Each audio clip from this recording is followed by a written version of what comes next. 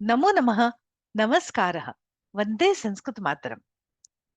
समास के पिछले वीडियो में हमने समास की भूमिका और पूर्व पद प्रधान या पूर्व पदार्थ प्रधान अव्ययी भाव समास को जाना।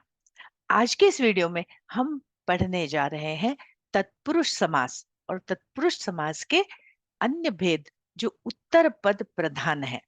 तो आइए हम चलते हैं एनसीईआरटी की पुस्तक व्याकरण विधि पर। यह पुस्तक हमारे सामने है तत्पुरुष समास। यहाँ लिखा है, इस समास में प्रायेण उत्तर पद की प्रधानता होती है। प्रायेण शब्द हमेशा लिखा जाता है प्रायः, इसलिए कि कभी कभी कुछ अपवाद हो सकते हैं, पर आपके स्टैंडर्ड के हिसाब से प्राथमिक स्तर पर आप यही मान के चलिए कि इस समास में उत्तर पद की प्रधानता होती है। अब एक बात यहाँ पर और बोल रहे हैं, उसको ध्यान से देखिए कि उत्तर पद की प्रधानता होती है और इसके दोनों पदों में अलग अलग विभक्तियां होती हैं और कहीं कहीं पर दोनों पदों में समान विभक्ति भी होती है। तो ये दो अलग बातें कह रहे हैं कि दोनों पदों में अलग विभक्तियां होती हैं और कहीं कहीं दोनों समान विभक्ति भी होती है।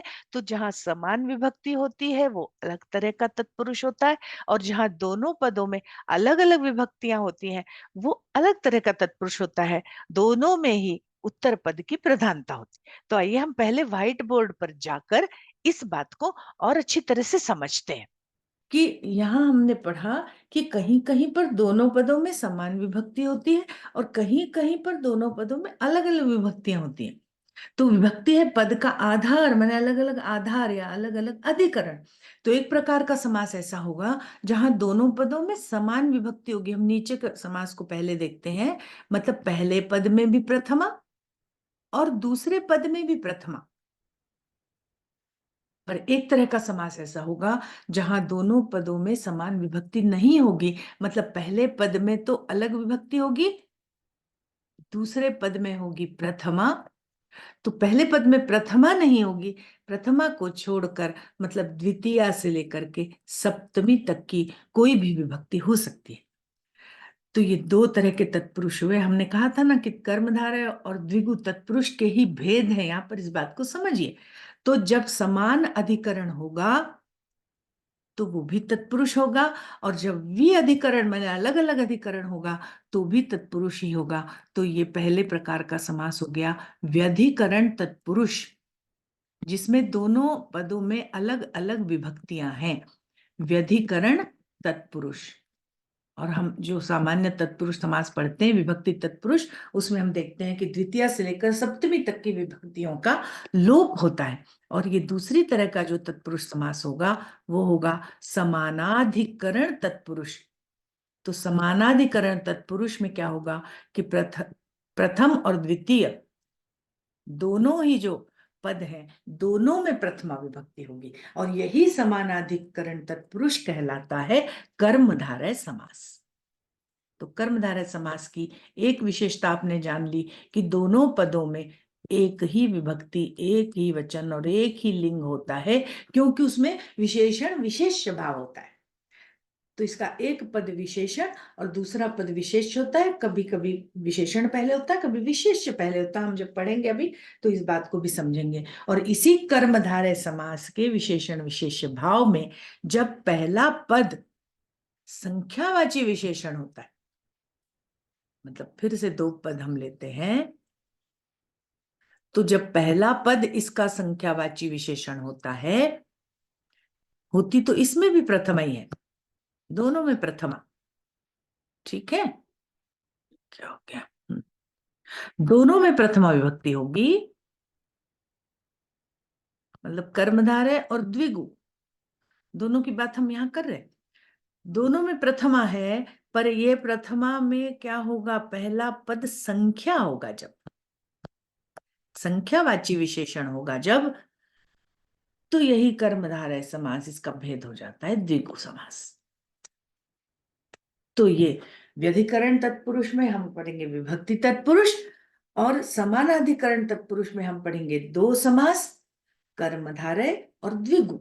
जब हम इन समासों को पढ़ेंगे तब हम इसके बारे में विस्तार से विवेचन करेंगे। अभी आप केवल इतना समझिए कि जो विभक्ति तत्पुरुष होता है उसमें द्वितीया से लेकर सप्तमी तक की विभक्तियां होती हैं पहले पद में, और उनका लोप करके हम समास करते हैं, और जब विग्रह करते हैं तो विभक्तियां लगाते हैं। और समानाधिक करण तत्पुरुष के अंतर्गत दो समास आते हैं, कर्मधारय और द्विगु। उसके दोनों पदों में प्रथमा विभक्ति ही होती है, पर कर्मधारय समास में सामान्य विशेषण होता है और द्विगु समास में संख्यावाची विशेषण होता है। तो चलिए अब हम फिर से चलते हैं पुस्तक पर।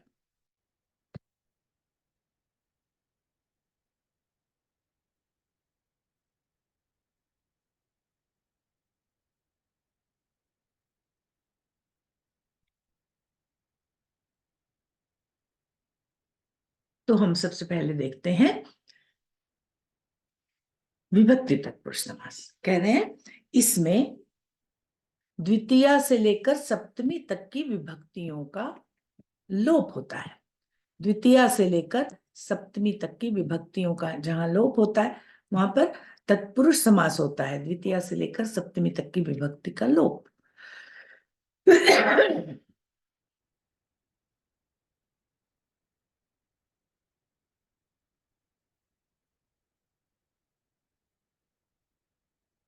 तो देखिए हम पुस्तक पर आ गए हैं। यहां कह रहे हैं कि इसमें द्वितीया से लेकर सप्तमी तक की विभक्ति का लोप होता है, और ऐसी विभक्ति का लोप करके समस्त पद बनाया जाता है। यहाँ पर कुछ उदाहरण दिए द्वितीया से लेकर सप्तमी विभक्ति तक के, तो आइए हम उनको देखते हैं। देखिए शरणम आगतः शरणागतः, शरणम आगतः शरणागतः, शरण में आया हुआ। शरण को आया हुआ है, संस्कृत के हिसाब से यहाँ पर द्वितीया लगेगी, क्योंकि गम धातु या गत्यर्थक धातुओं के योग में द्वितीया लगती है। तो शरणम आगतः ये द्वितीया लगी यहाँ पर, और हमारा पद बना शरणागतः, शरणम आगतः शरणागतः। इसी तरह शरणम प्राप्तः शरण प्राप्तः, सुखम प्राप्तः सुख प्राप्तः। क्या करना है हमको, जो शब्द है उस शब्द में जो द्वितीय विभक्ति है उसका लोप कर देना है, प्रातिपदिक जो मूल शब्द है उसके साथ आगे आने वाले शब्द को जोड़ देना। तत्पुरुष समास बहुत सरल। अगला देखिए तृतीय तत्पुरुष समास। तृतीय तत्पुरुष समास हम देखते हैं, आगे बढ़ते हैं। देखिए यहाँ पर भी तृतीय तत्पुरुष समास के कुछ पद हैं, उनको देखें। पित्रायुक्तः पितृयुक्तः, सर्पेण दष्टः सर्पदष्टः, शरेण विद्धः शरविद्धः, अग्निना दग्धः अग्निदग्धः, धनेन हीनः धनहीनः। पिता से युक्त पितृयुक्त, देखिए मूल शब्द था पितृ, उसकी ये तृतीया है पित्रा। पित्रा पितृभ्याम पितृभि, तो पित्रा जब हम मूल शब्द जब हम समास करेंगे तो मूल शब्द लिखेंगे पितृयुक्त, और जब हम समास का विग्रह करेंगे तो इस पितृ शब्द की हम तृतीया में गए पित्रायुक्त। मूल शब्द है सर्प, तृतीया है सर्पेण दष्टः सर्पदष्टः, शरेण विद्धः शरविद्धः, अग्नि इकारांत शब्द है तो इसकी तृतीया बनेगी अग्निना, तो अग्निना दग्धः अग्निदग्धः, और धनेन हीनः धनहीनः धनहीनः। अब इसी तरह विद्या से हीन, तो विद्याहीन बनता है, तो विद्या से विद्या आकारांत शब्द है तो लता की तरह रूप चलाएंगे, तो तृतीया में बनेगा विद्याहीनः विद्याहीनः विद्याहीनः। तो इस तरह से जहां जहां तृतीया विभक्ति का लोप हो रहा है ऐसी जगहों पर माना जाएगा तृतीया तत्पुरुष समास। अब हम चलते हैं चतुर्थी तत्पुरुष की ओर।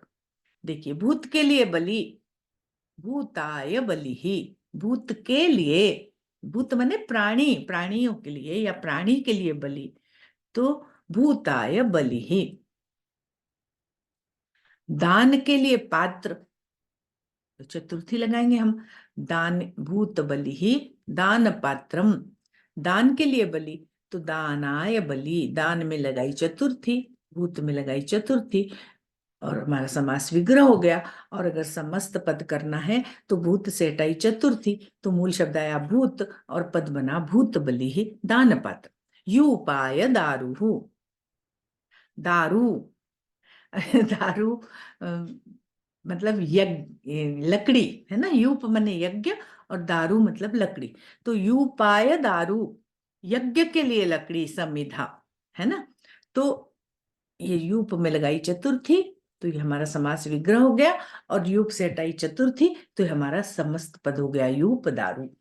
स्नानाय इदम, स्नानार्थम, तस्मै इदम, तदर्थम, ये देखिए थोड़ा अलग तरह से, है ना। यह स्नान के लिए, तो स्नानार्थम, यह उसके लिए है, तो तदर्थम, तो तस्मै अर्थम, तदर्थम, उसके लिए, स्नान के लिए, स्नानाय इदम, स्नानार्थम। तो जो अर्थम लग के ये चतुर्थी तत्पुरुष के समास टूटते हैं, तो इन दोनों को आप थोड़ा सा याद कर लीजिएगा।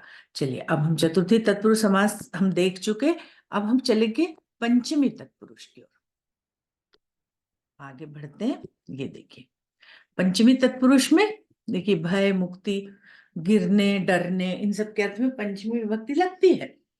तो देखिए चोर से भय, पंचमी लगी चोर में, चौरात भयम। आगे देखिए रोगात मुक्त, रोग मुक्त, रोगात मुक्त, रोग मुक्त, रोग से मुक्त, चोर से डर, चौर भयम। अश्व से गिरा हुआ, घोड़े से गिरा हुआ व्यक्ति, तो अश्व से, अश्व में लगाई पंचमी, अश्वात पतितः, स्वर्ग पतितः, स्वर्गात पतितः। सिंह से डरा हुआ, सिंह भीतः, सिंहात भीतः। अब जल्दी जल्दी हम देखते हैं, बहुत सरल सा है और आपको समझ में आ रहा होगा। अब षष्ठी तत्पुरुष देखिए, ये एक शब्द है राजपुरुष, ये बड़ा इंपॉर्टेंट शब्द है, परीक्षा में बहुत पूछा जाता है। ये भी और ये भी, चौर भयम भी बहुत पूछते हैं।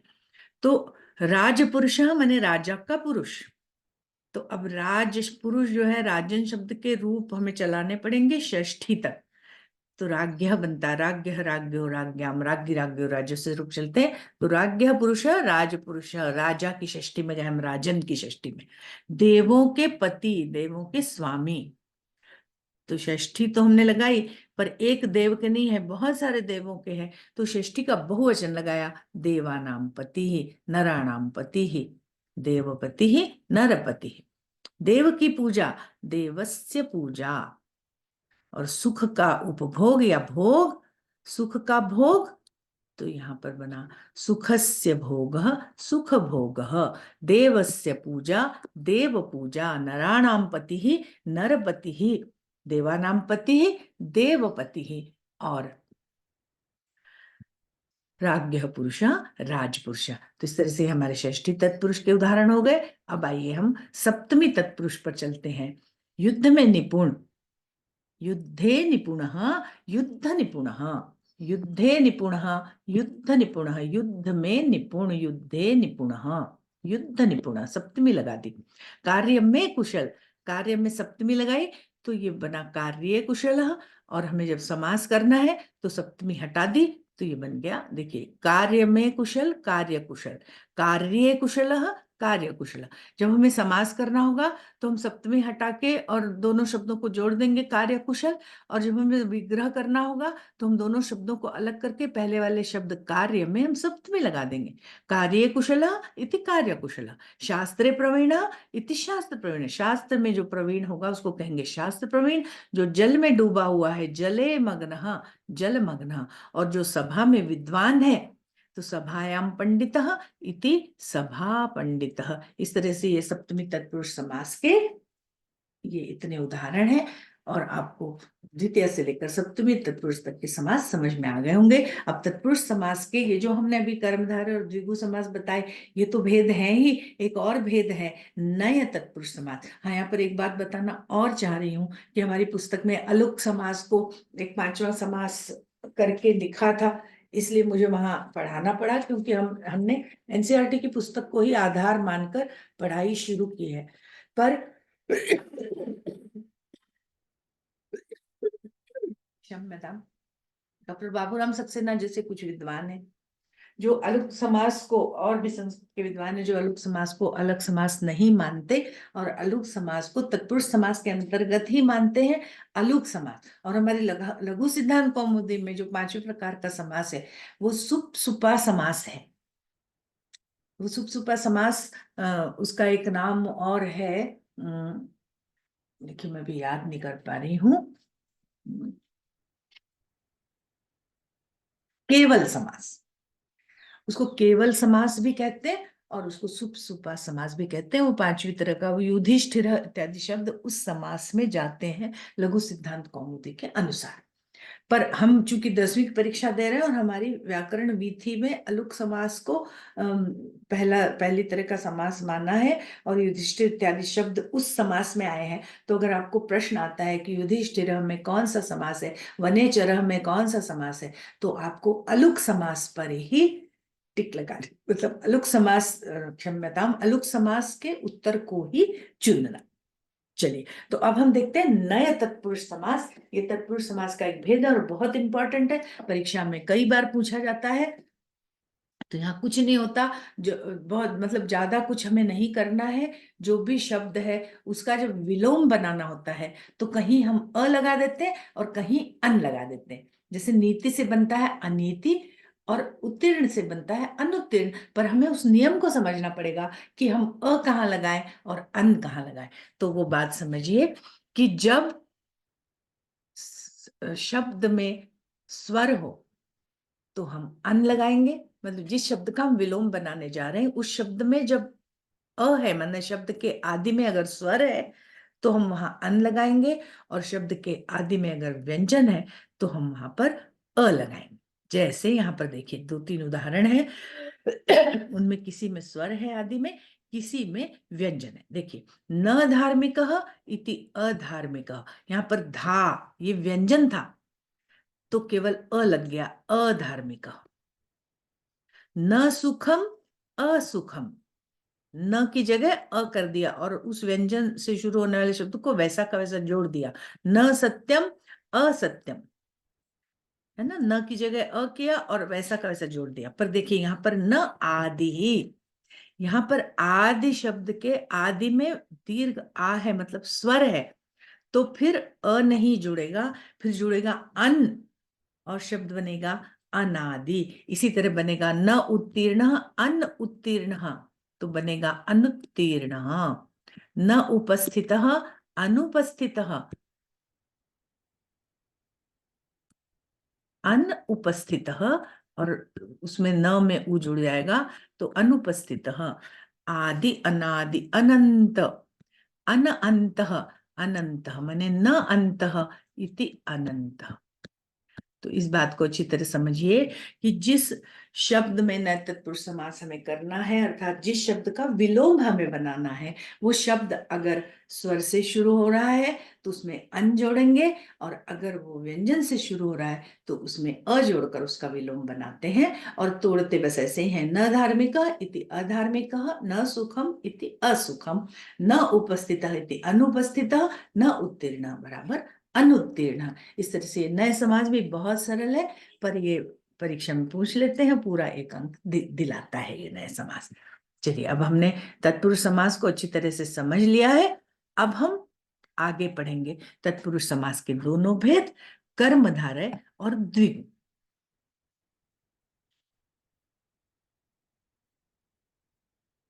ये कह रहे हैं, देखिए तत्पुरुष समास के दो और भी भेद हैं, समानाधिकरण तत्पुरुष अर्थात कर्मधारय और द्विगु समास। ये मैंने अभी आपको व्हाइट बोर्ड पर जो बात समझाई वही यहाँ पर ये कह रहे हैं कि समानाधिकरण तत्पुरुष। तत्पुरुष समास के दो और भी भेद हैं, समानाधिकरण तत्पुरुष अर्थात कर्मधारय समास और द्विगु समास। यहाँ पर समानाधिकरण व्यधिकरण को समझाया नहीं है, पर मैंने आपको चार्ट के माध्यम से अच्छी तरह समझाया है। तो जहां दोनों अधिकरण समान होते हैं, माने दोनों पदों की विभक्ति में प्रथमा विभक्ति ही होती है, वहां पर होता है समानाधिकरण तत्पुरुष, और उसके दो भेद हैं, कर्मधारय और द्विगु।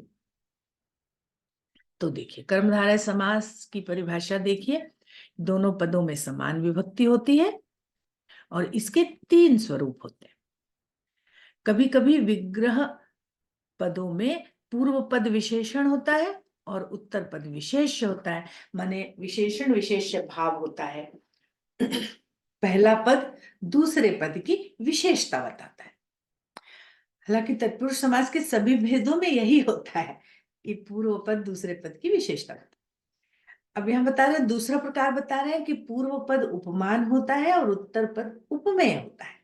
यहाँ पर प्राय जो रूपक अलंकार से जो शब्द बनते हैं वो यहाँ पर होते हैं कि पहला पद उपमान होता है, माने उपमा देने वाला शब्द होता है, और दूसरा पद जो है वो उपमेय होता है, माने जिसकी उपमा दी जा रही है। जैसे मुखी है ना, तो चंद्र जो है उपमान है और मुख जो है वो उपमेय है। तो इस तरह से उपमेय उपमान भाव होता है। और फिर अगला देखते हैं।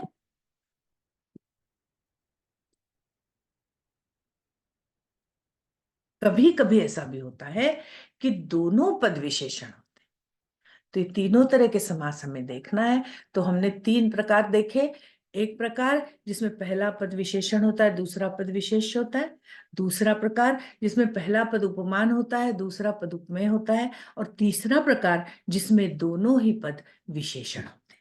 तो पहले हम देखते हैं विशेषण विशेष्य भाव वाला कर्मधारय, और यही कर्मधारय अधिक प्रसिद्ध है और परीक्षाओं में प्रायः यही कर्मधारय पूछा जाता है। तो देखिए, नीलम उत्पलम, नीला कमल, विशाल वृक्ष, मधुर फल, ज्येष्ठ पुत्र, कुत्सित राजा, सुंदर पुरुष। हिंदी में बोल रही हूं अभी मैं। महान राजा। ये क्या हो रहा है, दूसरा पद जो है वो विशेष है और पहला पद उसकी विशेषता बता रहा है। कैसा कमल, नील कमल, कैसा पेड़, विशाल पेड़, कैसा फल, मधुर फल। तो इस तरह आप प्रश्न करके देखें, अगर इस तरह का भाव आ रहा है किसी समास में तो आप उसको आंख मूंद के कर्मधारय समास लिख सकते हैं। ये ट्रिक है कर्मधारय समास पहचानने की, है ना। तो देखिए यहाँ पर आप ध्यान से अगर देखिए तो देखिए दोनों ही पदों में समान विभक्ति है। अगर उत्पलम नपुंसकलिंग है तो नीलम भी नपुंसकलिंग है। वृक्ष अगर पुल्लिंग है तो विशालह भी पुल्लिंग है। तो इसको तोड़ने का बहुत सरल तरीका है। हालांकि जो पारंपरिक तरीका है उसमें इस तरह तोड़ा जाता, नीलम चतत उत्पलम विशालह असौ वृक्ष। पर यहाँ पर यही सरल तरीका दिया है तो आप परीक्षा में ऐसा ही लिख सकते हैं, नीलम उत्पलम इति नीलोत्पलम। नीला कमल माने नील कमल, विशालः वृक्षः। नीलम उत्पलम, यहां से द्वितीय हटाई और जोड़ दिया नील उत्पलम। और अभी जैसा मैंने आपको समझाया कि समास के प्रसंग में अगर संधि का प्रसंग आएगा तो हमें वहां संधि करनी पड़ेगी। नीलम में से हमने नील में से हमने द्वितीय हटाई तो बचा नील, और फिर उत्पलम। तो अब जब यहाँ संधि का प्रसंग बन रहा है तो अ और उ पास में आ रहे हैं तो ओ बनेंगे, तो यहाँ गुण संधि काम करेगी और हमारा शब्द बनेगा नीलोत्पलम। हमने पढ़ा भी है कि संहितैक पदे नित्या, नित्या धातु उपसर्गयो नित्या समासे। वाक्य तो सविवक्षाम, समास में अगर संधि का प्रसंग बनेगा तो हमें संधि करनी ही पड़ेगी। क्षम्यताम। देखिए अब विशाल वृक्ष, ये यहाँ से प्रथमा हटाई हमने और हमारा शब्द बना विशाल वृक्ष। मधुरम फलम, मधुर फलम। ज्येष्ठ पुत्र, ज्येष्ठ पुत्र। कुत्सित राजा, कुराजा। अब देखिए यहाँ पर कहीं कहीं ऐसा भी हो जाता है कि उपसर्ग लगा है कुसु, तो कुत्सित राजा, तो कुत्सित राजा नहीं बनता कुराजा। सुंदर पुरुष, तो सुंदर पुरुष नहीं बनता है सुपुरुष।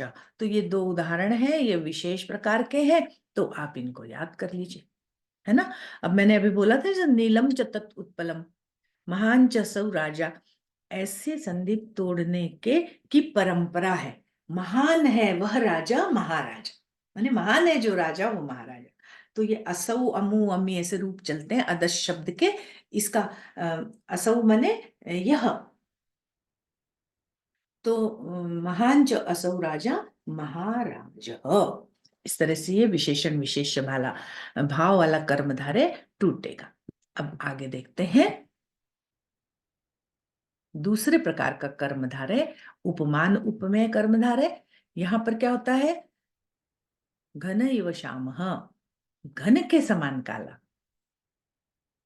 कमलम मुखम इव, कमलम इव मुखम, कमल के समान मुख, चंद्र इव मुखम, चंद्र के समान मुख। तो जब एक पद उपमेय होता है, दूसरा पद उपमान, एक पद उपमेय होता है, एक पद उपमान होता है, माने एक पद से दूसरे पद की तुलना की जाती है, ऐसा जहां पर प्रसंग होता है, माने ये रूपक अलंकार के प्रसंग में, रूपक अलंकार अगर आपने पढ़ा हो तो वहां याद होगा आपको कि उपमेय में उपमान का आरोप किया जाता है। तो वहां ये उपमान उपमेय वाला कर्मधारय बनता है कि कैसा काला है वो, घन के, वो कैसा काला है, घन, घन इव श्यामः, वो बादल के समान काला है। तो घन इव श्यामः, बादल के समान श्याम। तो यहाँ पर ये इव शब्द लगाते हैं बीच में और हमारा समस्त पद बनता है, टूटता है, मतलब विग्रह होता है, तब बीच में इव पद लगाते हैं, और जब हमें समास करना होता है तो इस इव शब्द को हटा देते हैं। घन इव श्यामा, घन श्याम, कमलम इव मुखम, कमल मुखम, कमल के समान मुख, चंद्र इव मुखम, चंद्र मुखम, चंद्र के समान मुख। अब देखिए, कुछ कुछ ऐसे होंगे जिसमें ये जो उपमेय है वो उसकी जगह बदल जाएगी। नर सिंह, सिंह के समान नर, तो सिंह नरह नहीं बना, नर सिंह बना। तो ऐसे प्रसंग में हम क्या करते हैं कि वो जो बाद वाला शब्द है उसके बाद इव लगाते हैं। समझ रहे बात को? यहाँ जो 3 उदाहरण थे, इन 3 उदाहरणों में उपमेय बाद में था और उपमान पहले था, मतलब जिसकी तुलना कर रहे थे वो बाद में था और जिससे तुलना कर रहे थे वो पहले था। पर ये नरसिंह शब्द में जिसकी तुलना कर रहे हैं वो पहले आ गया और जिससे तुलना कर रहे हैं वो शब्द बाद में चला गया। तो उस बाद में चले गए शब्द से ही तो हमको इव जोड़ना है। तो इसलिए ये इव जो है ये उपमेय के साथ, उपमान के साथ आता है। तो जब उपमान पहले था तो हमने उस उपमान के साथ इव जोड़ा, पर इसमें उपमान बाद में चला गया है तो सिंह इव, तो हम सिंह के साथ उपमान जोड़ेंगे और हमारा शब्द बनेगा नरः सिंहः इव। अब देखिए, शीतम च उष्णम च, देखिए मैं इसका एक अलग से वीडियो बना दूंगी विस्तार से। अभी तो हम परीक्षा के हिसाब से जल्दी जल्दी पढ़ रहे हैं, ये मान के कि आप लोग पहले समास पढ़ चुके हैं और अब हम केवल पुनरावृत्ति कर रहे हैं। अलग अलग एक एक समास का वीडियो में अगले सेशन के लिए, जो बच्चे 9th में भी हैं और 10th में पहुंचेंगे उनके लिए बना दिया जाएगा। वहां पर इस बात को मैं और विस्तार से अच्छी तरह समझाऊंगी, उपमेय और उपमान को। चलिए, अब हमारे वीडियो का आकार बहुत बड़ा होता जा रहा है तो हम जल्दी जल्दी आगे बढ़ते हैं।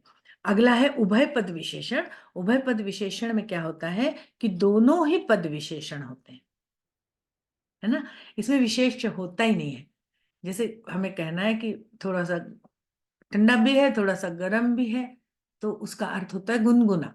शीतम च उष्णम च इति शीतोष्णम, थोड़ा लाल है थोड़ा पीला है, दोनों का मिश्रण है, मतलब केसरिया रंग है, तो रक्तश्च पीतश्च इति रक्त पीतः।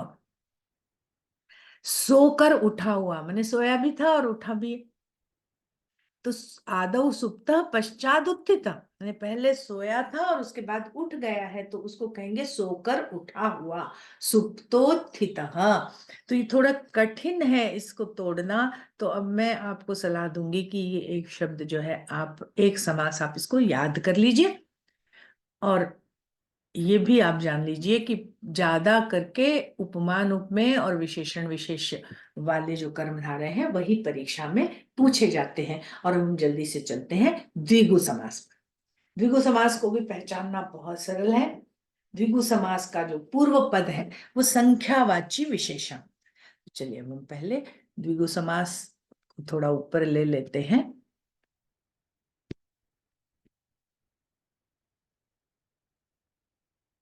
इसको मिटा देते हैं। तो देखिए, कह रहे कर्मधारय समास का ही, मतलब मैंने आपको बताया कि कर्मधारय समास का ही ये भेद है द्विगु समास। तो जब कर्मधारय समास का ही विशेषण विशेष्य भाव वाला जो पहला पद है वो संख्यावाची होता है तो वो द्विगु समास में परिवर्तित हो जाता है ना। सामान्यतः ये समास कहने समूह अर्थ में होता है और इसके विग्रह के प्रयोग में प्रायेण षष्ठी विभक्ति का प्रयोग होता है। प्रायेण प्रायेण हर जगह लिखा होता है क्योंकि अपवाद मिलेंगे उसके। और समस्त पद जो है वो भी सामान्यतया नपुंसक लिंग के एक वचन में होता है। तो देखिए उदाहरण देखिए, 7 दिनों का समूह, तो समूह के लिए शब्द आता है समाहार। तो सप्तानाम सप्त दिनम, इसको जब हमें इसका विग्रह करना होगा तो बनेगा सप्तानाम दिनानाम समाहार, 7 दिनों का समूह मतलब सप्त दिनम। पंचानाम पंचपात्रम, अब इसका हमें विग्रह करना है तो 5 पात्रों का समूह। तो पंच में भी हम लगाएंगे षष्ठी और पात्र में भी लगाएंगे हम षष्ठी और उसके बाद लिख देंगे समाहार। तो पंच में लगाई तो बना पंचानाम, पात्र में लगाई तो बना पात्राणाम और एक शब्द और जोड़ दिया समाहार। पंचानाम पात्राणाम समाहारः इति पंचपात्रम। त्रिभुवनम, तो त्रि में लगाई षष्ठी तो त्रयाणाम, भुवन में लगाई षष्ठी तो भुवनानाम, त्रयाणाम भुवनानाम समाहारः इति त्रिभुवनम। इतनी बात समझ में आई? चलिए अब हम आगे बढ़ते।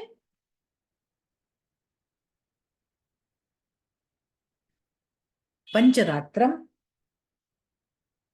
तो रात्रम रात्रि शब्द है, तो रात्रि से मैंने भी बोला कि नपुंसक लिंग में हो जाता है तो रात्रि शब्द नपुंसक लिंग में बदल गया रात्रम। जैसे हमने हमने अव्ययीभाव समास में किया था, गंगा शब्द गंग उपगंगम, है ना। तो यहाँ पर रात्रि शब्द जो है वो नपुंसक लिंग में चला गया रात्रम, पर हम जब षष्ठी लगाएंगे तो हम रात्रि शब्द में लगाएंगे। तो रात्रम पंचरात्रम पंचानाम रात्रीणाम समाहारः, पंचानाम रात्रीणाम समाहारः इति पंचरात्रम। चतुर्युगम, चतुर्युगम चतुर्नाम युगानाम समाहारः इति चतुर्युगम, है ना। चतुष्पथम, तो चतुर्नाम पथाम समाहार, देखिए पथाम बनता है, पथा नाम नहीं बनता। तो बहुत से लोग पथा नाम में लगा देते, तो आप इस बात को याद रखना कि पथ शब्द की षष्ठी के बहुवचन में पथा नाम बनता है। तो चतुर्नाम पथाम, पथा नाम नहीं बनता है, पथाम बनता है। चतुर्नाम पथाम समाहार इति चतुष्पथम। अब देखिए यहाँ पर कह रहे हैं कि कभी कभी द्विगु समास में जो पद बनता है समस्त पद वो ईकारांत स्त्रीलिंगी भी हो जाता है। ईकारांत स्त्रीलिंगी, उसके 2-3 उदाहरण हम देखते हैं। देखिए यहाँ 4 उदाहरण दिए हुए हैं। त्रयाणाम लोकानाम समाहारः बनना चाहिए था त्रिलोकम, पर त्रिलोकम नहीं बनता, त्रिलोकी बनता है। पंचानाम वटानाम समाहारः, पंचवटम बनना चाहिए पर बनता है पंचवटी। सप्तानाम शतानाम समाहारः सप्तशती, सप्तशतम नहीं बनता। अष्टानाम अध्यायनाम समाहारः अष्टाध्यायी। देखिए ये सारे अपवाद के उदाहरण हैं और हमारे व्याकरण में तो सारे अपवादों के लिए सूत्र हैं, पर अब चूंकि आप प्रारंभिक स्तर पर हैं आपको सूत्र पढ़ने की आवश्यकता नहीं है, तो यहाँ पर इन पदों को आप लोग अच्छे से याद कर लीजिए। कुछ पुरुषवाची शब्द होते हैं उनका अलग तरह से भी समास टूटता है, द्विगु समास। जैसे सप्तर्षि, तो सप्त च ते ऋषयः इति सप्तर्षयः, ऐसा समास भी टूटता है, पर मतलब विग्रह होता है। पर चूंकि आपकी पुस्तक में उदाहरण नहीं दिया इसलिए हम उस पर चर्चा नहीं कर रहे हैं। तो इस तरह से ये तत्पुरुष समास के तीनों भेद, माने एक जो तत्पुरुष समास का व्यधिकरण तत्पुरुष है जिसके अंतर्गत विभक्ति तत्पुरुष है जिसमें द्वितीय से लेकर सप्तमी तक की विभक्तियों का लोप होता है, उसको भी हमने पढ़ा।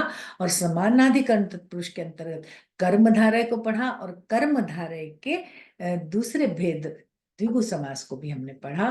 और इतना आप जान लीजिए कि इन तीनों ही समासों में उत्तर पद प्रधान होता है, बाद वाला पद प्रधान होता है, और पूर्व पद जो है पहले पद की कुछ ना कुछ विशेषता बताता है।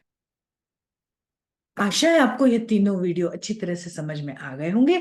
तो जल्दी से वीडियो को लाइक कीजिए, अपने मित्रों के साथ शेयर कीजिए, अपने अच्छे कमेंट्स कीजिए, और हाँ, मुख्य बात, अगर सब्सक्राइब नहीं किया है तो सब्सक्राइब कीजिए। बहुत जल्दी मिलते हैं हम समास के अगले 2 भेदों, द्वंद्व समास और बहुब्रीहि समास के साथ। तब तक के लिए नमस्कार। जयतु संस्कृतम, जयतु भारतम।